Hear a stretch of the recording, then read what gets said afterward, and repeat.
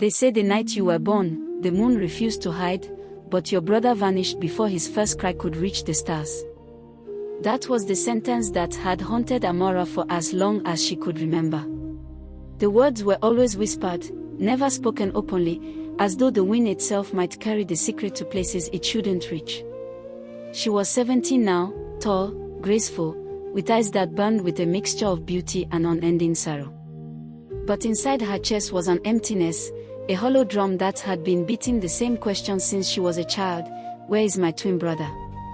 In Ojuak village, news spread faster than fire in dry grass, and so did lies. Some elders swore her twin brother had died moments after birth, born too weak for this world, they claimed, shaking their heads like they had been there. Others whispered a darker tale, that Amara's parents had sold the baby for wealth. Why do you think your father's farm suddenly grew rich that year? The women at the stream would say, clicking their tongues.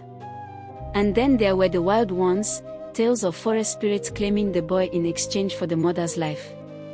Amara never knew which story to believe, but her heart refused to accept any of them. Her life took a darker turn when she was 10. Her mother died during childbirth. She remembered the wails that night, the way the moon hid behind thick clouds as though it could not bear to watch. Her father, grief-stricken, fell ill shortly after. Months later, he married another woman, Ngozi, who came with sharp eyes, a sharper tongue, and a smile that never reached her heart. She claimed she married him to help raise poor little Amara. But help never came. Instead came endless chores, cruel words, and food so small in portion that hunger became Amara's shadow. Her father, Obioma, once strong as an iroko tree, was now bedridden. A mysterious sickness had stolen his legs and his voice was barely above a whisper. Amara would sit beside him in the evenings, feeding him watery soup while he coughed, his eyes wet with something more than sickness. He would often grip her hand like he wanted to say something, but the words never came. One dry season morning, the smell of burning yam filled their small clay compound. Ngozi's voice sliced through the air like a blade. "Useless girl. How many times have I told you not to burn my food?" her stepmother said. The slap that followed stung like fire. Amara clenched her fist, swallowing her tears. She had learned long ago that crying only made her stepmother angrier. But that day, Ngozi wasn't just angry, she was plotting. Later that evening, Amara overheard her speaking to a village messenger. "Yes. The palace needs new workers, doesn't it? Take her. She's young and strong. The king will find a use for her," she said. The words hit Amara like cold water. The palace.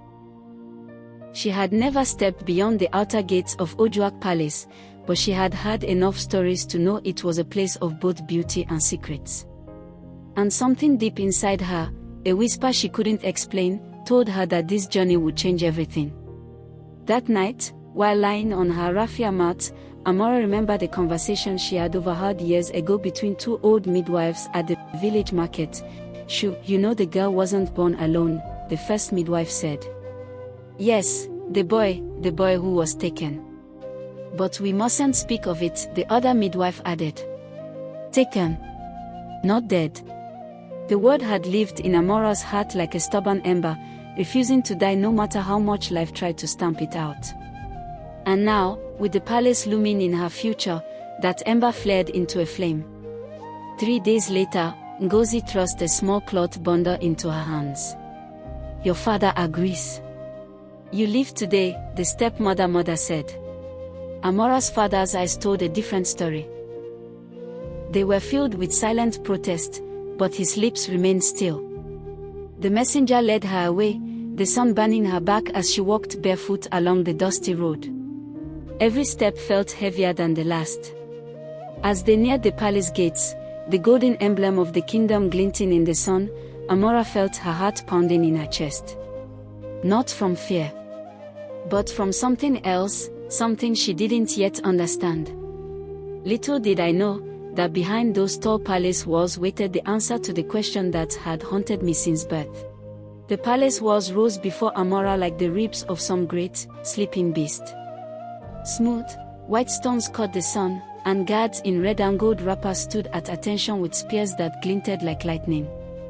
She had imagined the palace many times before, always in dreams that smelled of roasted meat and sweet wine, but reality was different. It was bigger, colder, and it felt watchful. The messenger handed her over to an older woman with a deep, booming voice. "So, this is the new girl. Follow me. And keep your eyes down, the king's courtyard is no place for idle staring," the woman said. Amara obeyed, her bare feet brushing over smooth, cool tiles as they passed through archways carved with stories of kings and battles. Her eyes kept flicking upward despite herself, catching glimpses of woven silk curtains and brass pots so polished she could see her own reflection. Every sound echoed here. The splash of water from the royal fountain, the rhythmic pounding of yam in the palace kitchen, the distant murmur of court meetings. But under it all, there was something else.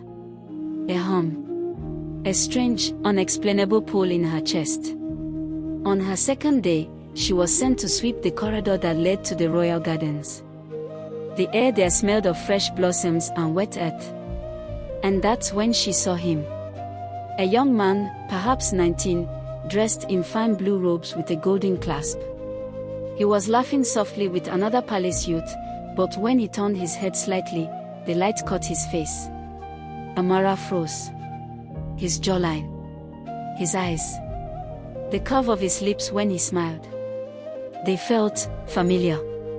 Unsettlingly familiar. The young man glanced her way, only for a heartbeat, but it was enough. Her broom slipped from her hands and clattered to the ground.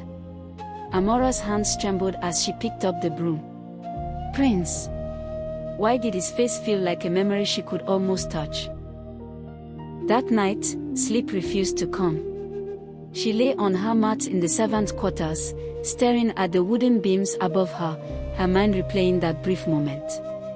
She had heard the name before, Ifani. It meant nothing is impossible with God. The day Amara and her brother were born, the village hospital was a place of both joy and mourning.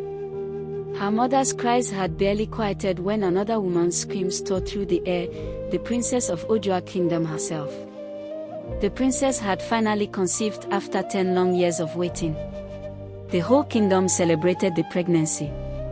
But when the child came, he did not cry. The royal joy turned to silence. The princess wept, not the soft tears of sadness, but the shattering sobs of someone watching their soul crumble. It was then that she noticed Amara's mother, weak, sweating, but holding not one, but two crying infants. A boy and a girl. The princess's eyes locked on the boy. What happened next would be told in whispers for years, but not to the girl's father. Not to the villagers. Amara didn't know these details yet. But fate was already pushing her toward them. On her 4th day in the palace, she was sent to deliver water to the royal study. She had just placed the pot down when voices drifted from the adjoining room, low, careful voices. Amara's heart hammered in her chest. Were they talking about her? Or about someone else entirely? In the days that followed, the prince crossed her path more than once. Sometimes in the gardens, sometimes in the hall. Each time, a strange, unspoken recognition seemed to flicker in his eyes, quickly hidden behind politeness. One afternoon, as she was arranging calabashes in the kitchen, he passed by and paused. "What is your name?" Prince Ifani asked. "Amara, my prince," she answered quickly. "Amara. It means grace." "A good name," he said. His voice was warm, but when he walked away, she found herself gripping the edge of the table. Her chest ached with questions. That night, she went to fetch water from the palace well. An old nurse was sitting nearby, humming a tune. The moment Amara approached, the woman stopped and stared at her. You have your mother's eyes. And your brother's smile?" Amara froze. Her brother. The woman seemed to realize she had said too much. She turned away quickly, muttering, "Go. Forget I spoke." But Amara could not forget. She would not forget. The threads of truth began to weave themselves around her, pulling her closer to the secret the kingdom had buried in gold and silence. The moon hung low over the palace, its pale light spilling across the tiled courtyards. Somewhere in the distance, the sound of a drum thudded like a heartbeat. Amara sat alone in the servants' yard, hugging her knees. The old nurse's words from the night before still echoed in her mind. "You have your mother's eyes, and your brother's smile." It wasn't the first time someone hinted about her brother, but this time, she was close enough to feel the truth breathing down her neck. The next morning, she sought the old nurse out.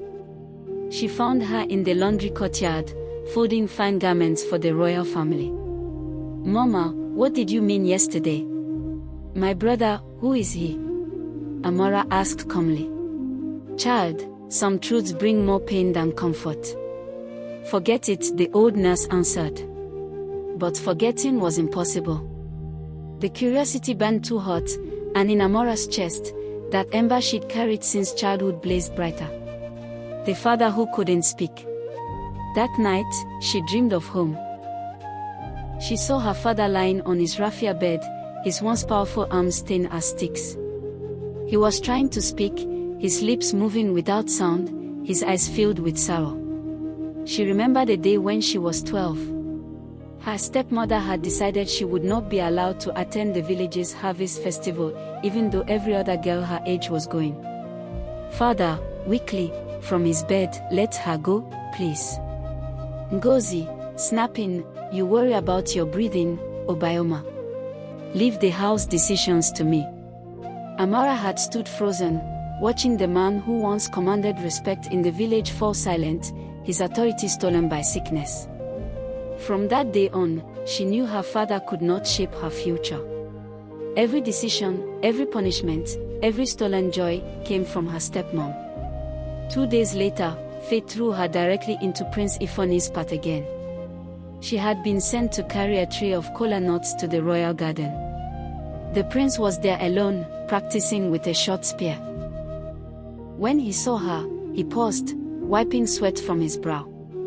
"Prince Ifeanyi, Amara, you're from Ojuak village." "Yes, my prince," she answered. "Thr Prince immediately asked, do you have family there?" Her heart skipped a beat. The question was casual, but his eyes held something else, a searching, a longing she recognized in herself. Amara answered, "Only my father. And once, I had a brother." Prince Ifeanyi, frowning, "Once?" he asked. "He was taken from me." "Or so they say," he replied. Prince Ifeanyi. For a heartbeat, neither spoke. Then the prince turned away, his grip on the spear tightened. That evening, Amara returned to the old nurse. She didn't beg this time. She didn't plead. She simply said, "I need to know. I have lived my whole life with half my story missing." The old woman sighed deeply and motioned for her to sit. She started, "The day you were born, your mother gave life to 2 children, you and a boy. But on that same day, the princess of this kingdom lost her only son. The grief nearly killed her." Amara's breath caught in her throat. The old nurse continued, "Your mother agreed, believing it would save the princess from despair.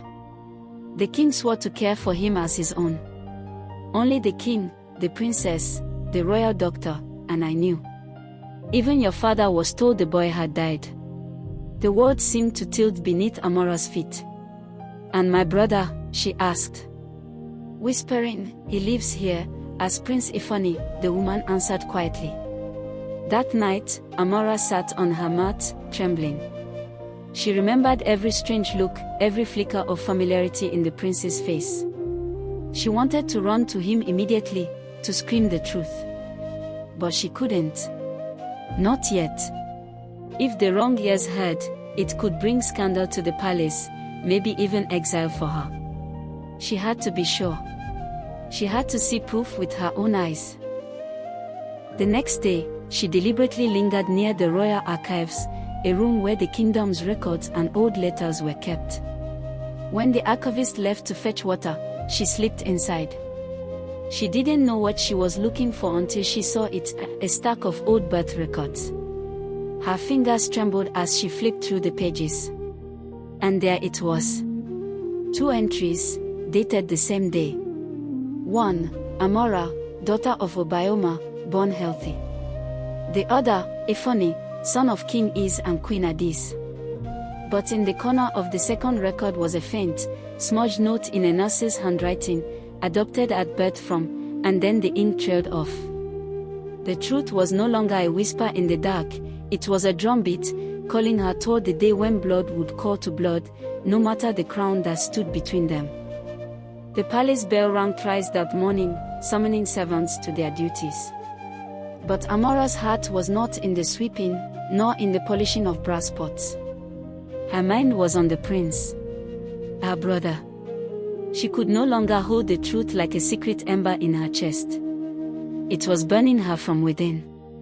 It was the rainy season 17 years ago. Thunder rolled over Ojuak village as 2 women labored in pain, the wife of Obioma, and the princess of the kingdom. In the corner room of the village hospital, the princess's cries were louder than the storm itself. She had prayed for 10 years for this child, but when the boy came, he was silent.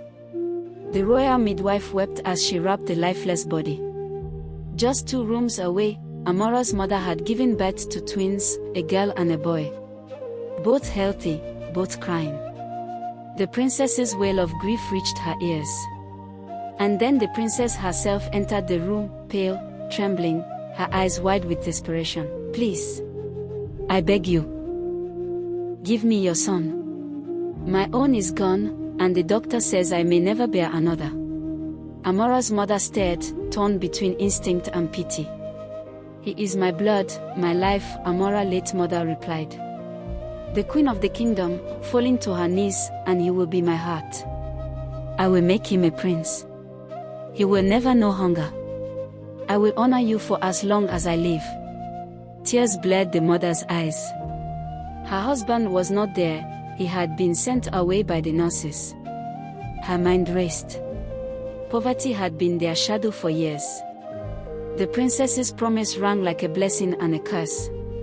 In the end, she agreed, but only after the king, placing his hand upon his staff, swore that the boy would be loved as if he were their own. Minutes later, with her strength fading, she held her son for the last time. "Grow well, my son. Even if you never know me, I will always know you," she said with a faint voice. The king ordered the royal doctor to tell Obioma that the second twin had died during delivery. And so the secret was buried under palace walls. Amara found the prince in the royal garden that afternoon, sitting under the udala tree, reading. Her feet felt heavy as she approached. "Amara, my prince. I have something to tell you." "Prince Ifani," looking up, "you sound serious." She knelt, not because of his title, but because her legs could no longer hold her. Amara said, "I know who you are. I know who we are. We are twins, born of the same mother and father." He stared at her as if she had spoken madness. "That's impossible." "My parents," the Prince Ifani replied in disbelief. "Your parents are the king and queen in name. But you were born to Obioma and his wife, my parents. The day we were born, the princess lost her own son. She took you. They made a promise to care for you as their own," she said. For a moment, silence stretched between them. Then his hands gripped the edge of the bench, knuckles white. "How do you know this?" Prince asked angrily with a lot of curiosity running through his mind. She told him everything, the old nurse's confession, the records in the archives, the strange familiarity she'd felt from the first time she saw him. When she finished, he stood abruptly, his voice breaking. Prince Ifani said, Is my father still alive?" "Yes, but he is bedridden." "He has been for years." "He never knew the truth," her twin sister replied. 2 days later, they left the palace quietly, the prince disguised in plain robes. When they reached the small clay compound, the air was thick with the smell of wood smoke and dust. Inside, Obioma lay on his bed, eyes half closed. When he saw Amara, his lips moved faintly in greeting. Then his gaze shifted to the stranger behind her. The prince stepped forward, kneeling beside the bed. "Prince Ifani speaking. Father, it's me. Your son." Obioma's eyes widened, tears spilling down his cheeks. His hands shook as he reached out, touching the boy's face, tracing the lines like a man memorizing a dream he thought lost forever. For the first time in years, his voice came out strong, hoarse, but steady. "Both of you, together again, as it should be," their father speaks. The prince insisted on bringing palace healers to tend to Obioma. Slowly, the old man regained some strength, enough to walk a little, enough to smile again. In those months, the house was filled with laughter it hadn't known for years. But the illness had sunk its roots too deep. After 3 years, Obioma passed away peacefully, holding both their hands. Blood had found blood, and though death tried to tear them apart again, the bond between them was now a rope no blade could cut. The palace courtyard was filled with a rare calm. The people still spoke in awe of how Amara and her brother had restored peace to the land. But that calm was broken one afternoon when a frail woman approached the palace gates. It was the stepmother, the same woman who had once made Amara's life unbearable. Her hair was now streaked with grey, her frame thin and trembling. Years of sickness had carved deep lines into her face, but it was the weight in her eyes, the heavy, silent shame, that made her almost unrecognizable. She walked slowly into the great hall, each step echoing like the past refusing to stay buried. Amara froze when she saw her. Memories of years of cruelty and humiliation flashed like lightning in her mind. The stepmother knelt on the cold marble floor. Her voice was weak but steady. "Amara. Prince. I have no right to stand before you. I wronged you both in ways I cannot erase.